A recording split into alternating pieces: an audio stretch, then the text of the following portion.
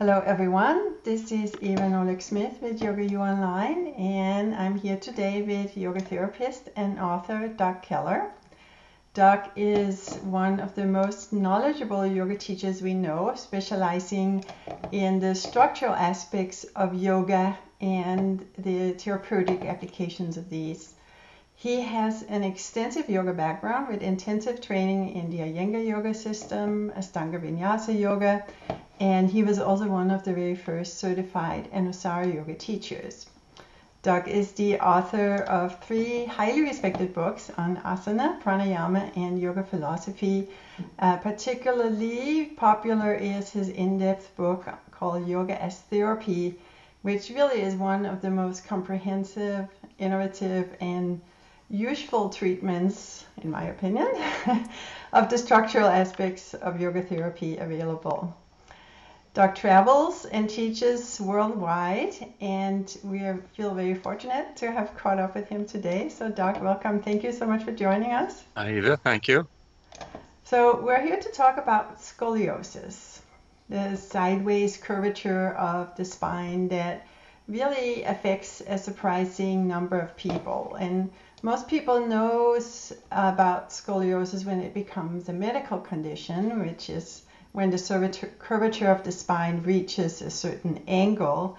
But according to you, many people have some degree of scoliosis that largely goes unrecognized? Scoliosis is basically a side bend to the spine that brings with it a rotation. And so often we have a little side bend just from the way that we sit in our chairs or in a car seat, and that brings just a tiny twist to the spine. So it's defined as scoliosis more, as you said, when it reaches a certain angle of side bend and rotation, then it's recognized as a condition that's can be labeled as scoliosis. But we often experience little discomforts and back pain and a little bit of muscular tightness in the back from a tiny bit of that side bend and rotation that can be worked with pretty effectively through asana just to cure that kind of back discomfort. And people with a minor degree of scoliosis can have minor muscular discomfort. And of course, we don't want that condition to accelerate. And when we have a certain amount of side bend and rotation, we'd also like to not have that condition accelerate either, because that can become what's called a functional scoliosis, which is simply an imbalance in the muscles. It's not a change in the shape of the bones themselves, but that can bring a lot of discomfort to the neck, the shoulders, the back, and that's certainly something that we can address pretty effectively, particularly through an asana practice combined with the breath. Yeah.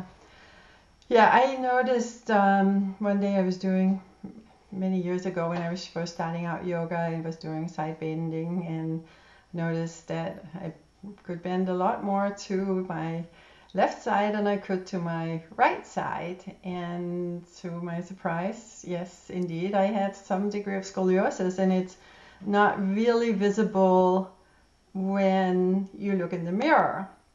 So just kind of the body awareness, I guess, you develop with yoga can help detect it. And then I look at my mother-in-law, who was probably like me when she was my age, and now has like really extreme scoliosis that causes her a great degree of pain. And so you said that there is a way to perhaps prevent that kind of progression?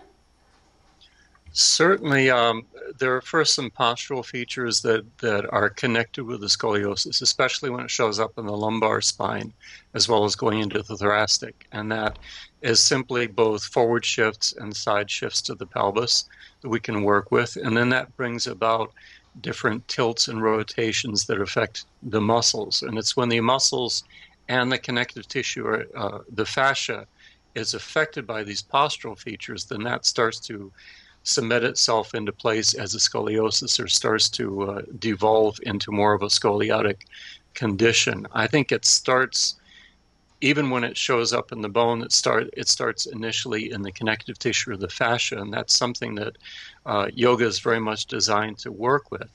We tend to assume that we're symmetrical beings. I mean, we tend to think that we should do everything equally to both sides, but we don't live symmetrically, and we don't move symmetrically, so we can't realistically expect that. And we're not trying to establish perfect symmetry in the body. We're just trying to help how the body balances its actions to reduce the amount of strain that gets put upon the muscles. And scoliosis is just an increasingly imbalanced situation in which the body goes into a kind of tension situation as it tries to hold itself together against that asymmetry. So we're using asana practice combined once again with the breath and with traction to restore greater mechanical or biomechanical balance in the body so we don't go into that situation of tension.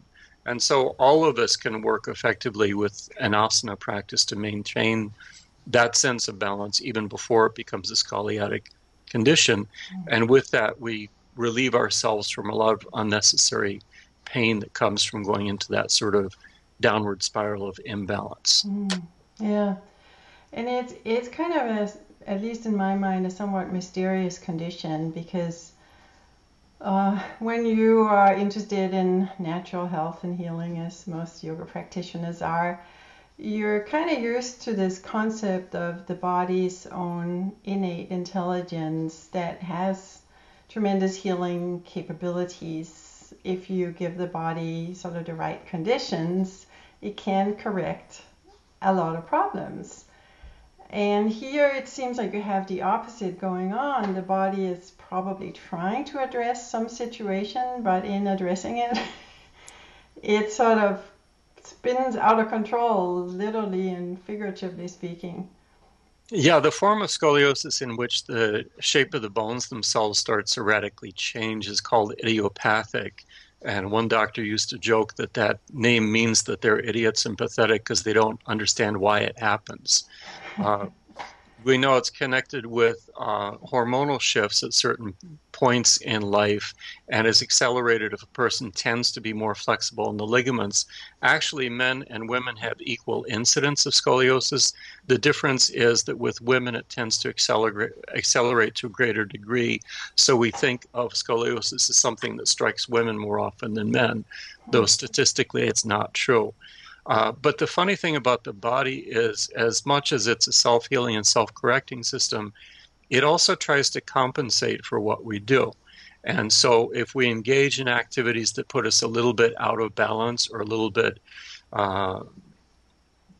not adjusting the weight of the body properly, the body tries to compensate for that. And so we have compensatory patterns that are not necessarily pain patterns or harmful, but at the same time, if that imbalance in our body use continues, we reach a point, a kind of break point for the body where it can no longer compensate using postural muscles, and it starts to use other larger muscles, things like the trapezius, latissimus, different movement muscles that are connected with the use of the body rather than posture.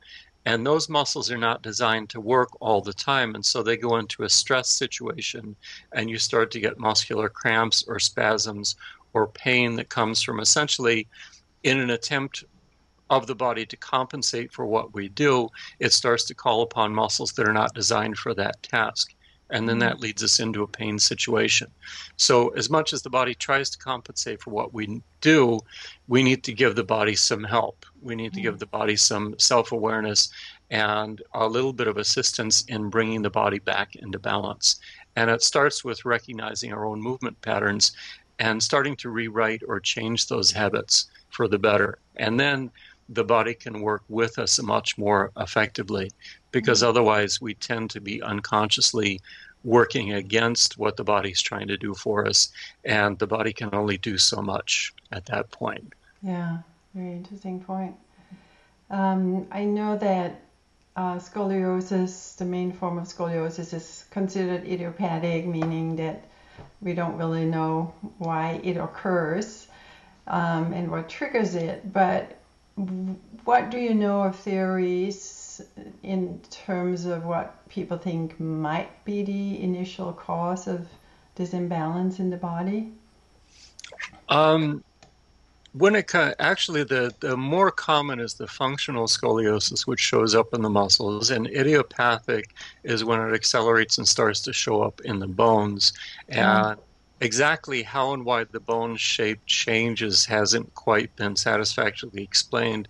I think if they looked at what's happening in the connective tissue, the whole matrix of the fascia in the body, because that puts stresses upon the bones, and I think the bones change their shape in accordance with the stress put upon them. Mm-hmm. And I think the bones become shaped by the fascial matrix, whereas we often think of it the other way around.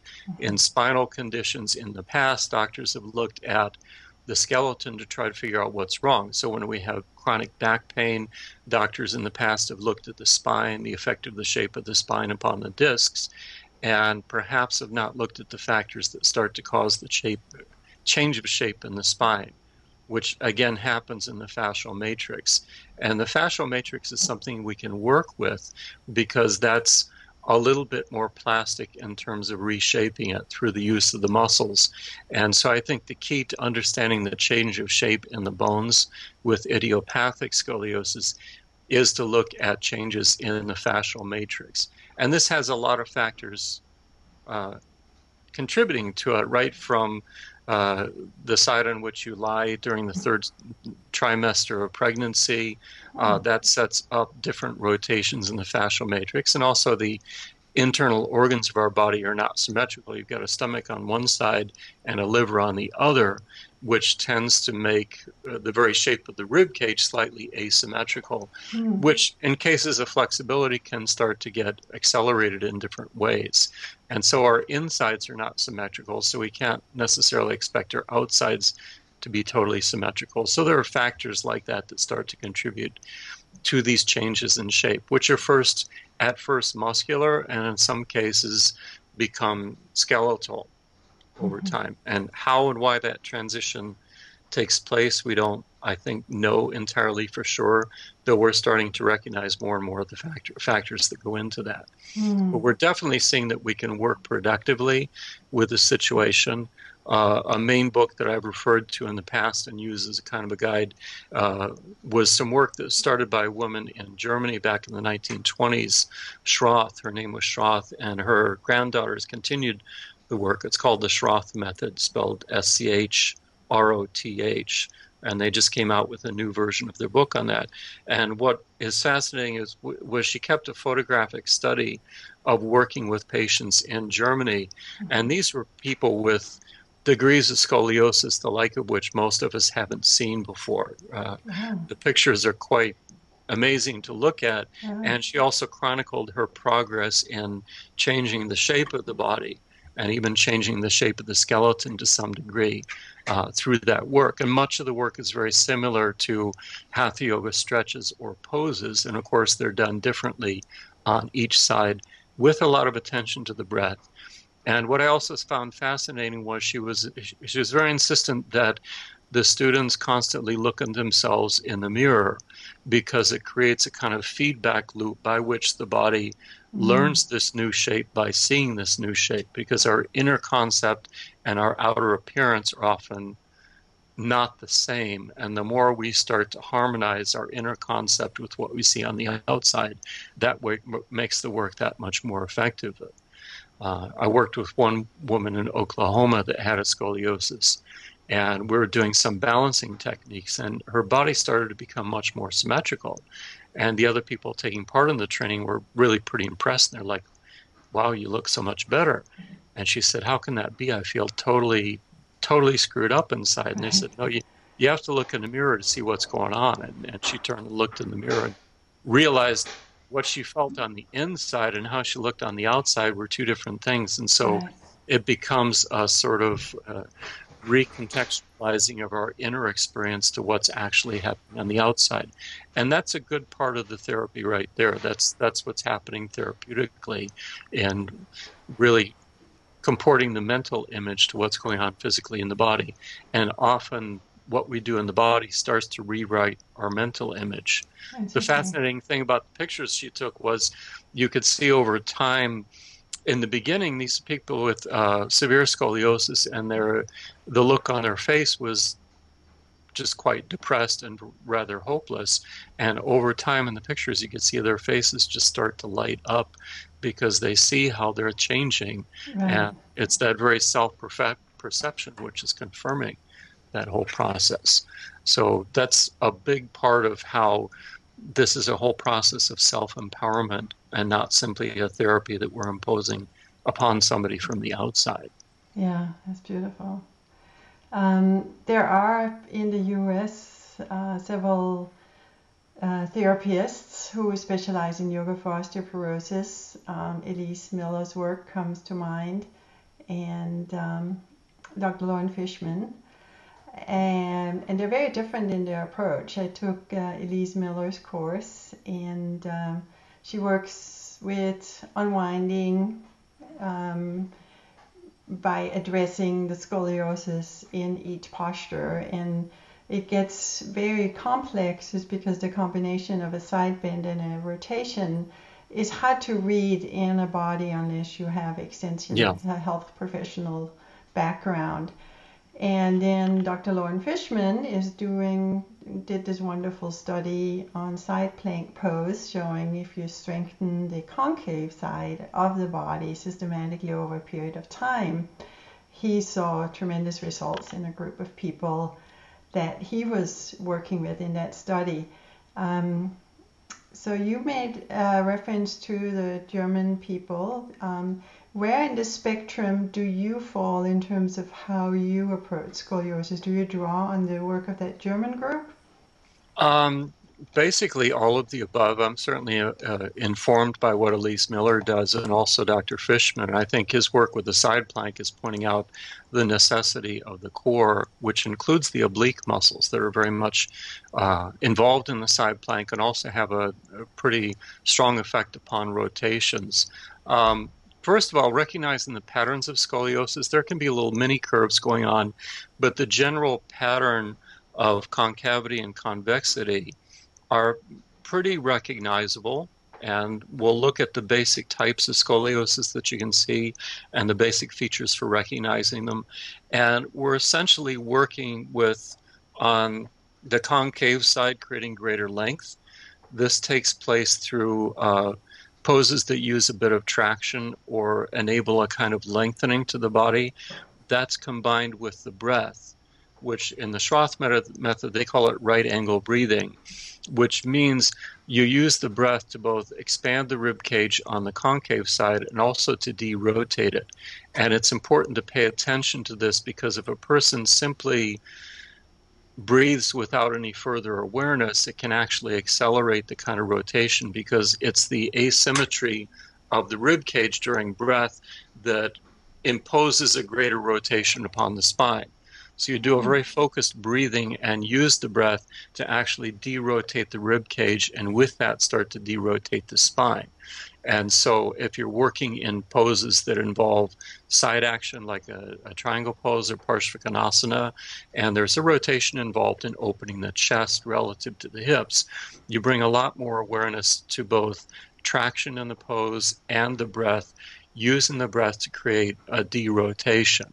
And you can work pretty effectively with that by looking simply at creating greater symmetry in the rib cage, which is easier to see than greater symmetry in the spine itself. Mm-hmm. Once you've got that traction, breath, with that you've got length and derotation, then you start to pay attention to the areas that need greater strengthening. Often if there's a thoracic scoliosis, you'll see with that kind of pronounced hump on the back, the shoulder blade is destabilized and starts to come off the back. You need to do a kind of focused work to strengthen the muscles around the shoulder blade without further rotating the rib cage because of it or causing stress in the body. And those are simple principles for working with the shoulder blade. So it's strengthening on the convex side and lengthening on the concave side. And once you understand the basic pattern in the body of a scoliosis when you're working with an individual, that pattern remains fairly consistent. And so the way in which you work with the body remains fairly consistent over time. So once you get a good handle on it, it's not that confusing, because you'll be working in essentially the same way from day to day, week to week, month to month, with little tweaks along the way. And it becomes a process of maintaining the health of the body and maintaining the shape of the body, as well as gradually changing it.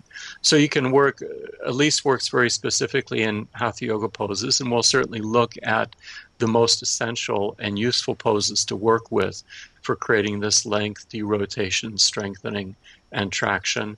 And we'll look at the role of poses focusing in particular upon the core, because properly engaging the core, which again is an important part of what Dr. Fishman is doing, creates a lot of stability in the spine against the pull of the psoas and helps to maintain the kind of length and flexibility of the spine against the tendencies towards scoliosis, which do include the pull of the psoas muscle as well as the quadratus.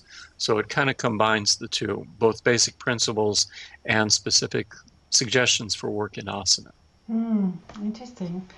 Is this something that you would always need a teacher present, or is it something that people could grow to learn to observe their own body and work within their own body?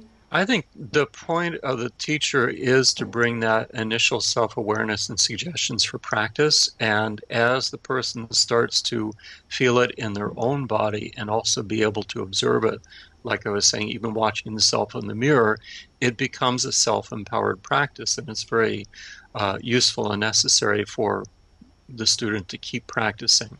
And of course, this varies with the degree of scoliosis. The greater the degree of scoliosis, the more specific the work is often done with supports like bolsters or different forms of traction and support that are done in the stronger methods. There's the method called the pettibone method that uses a series of wedges and supports to help with that process in the body.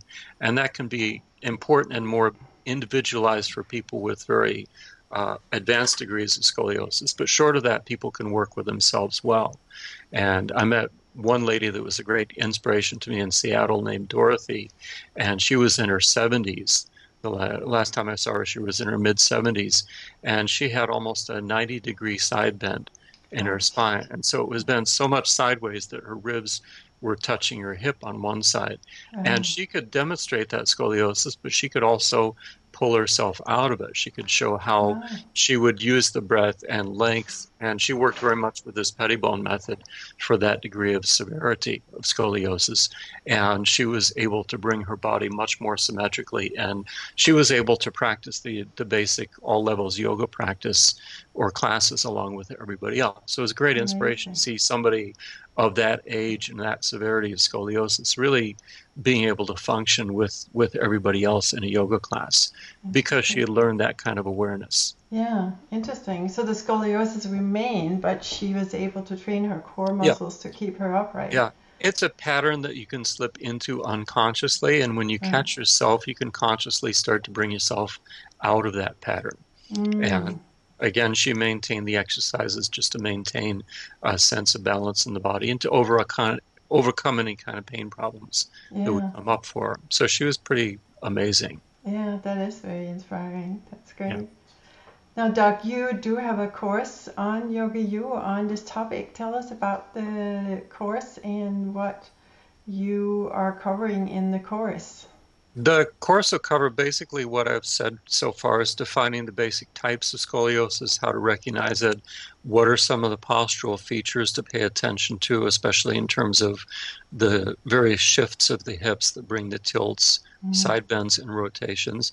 And then with that basic awareness, to look at principles, essential principles for working, like I've mentioned, combining traction or length with breath to bring derotation, and then exercises in the poses that specifically strengthen in some respects and lengthen in others. And we'll go through some fundamental poses and stretches that people can work with safely on their own, in their own way, to kind of experiment with how that creates an opening in the body.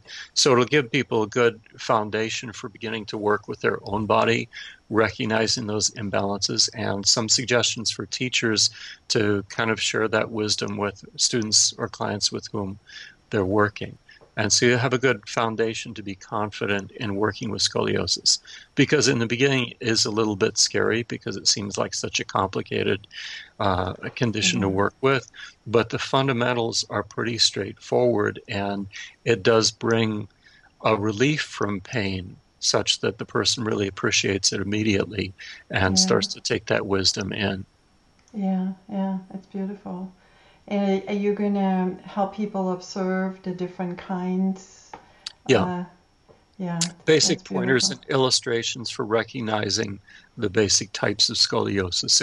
And we'll be working, or I'll be giving examples of more moderate degrees of scoliosis. And to illustrate some of the points, I'll use some of the photographs of the more extreme cases just so you can see in the extreme what it looks like.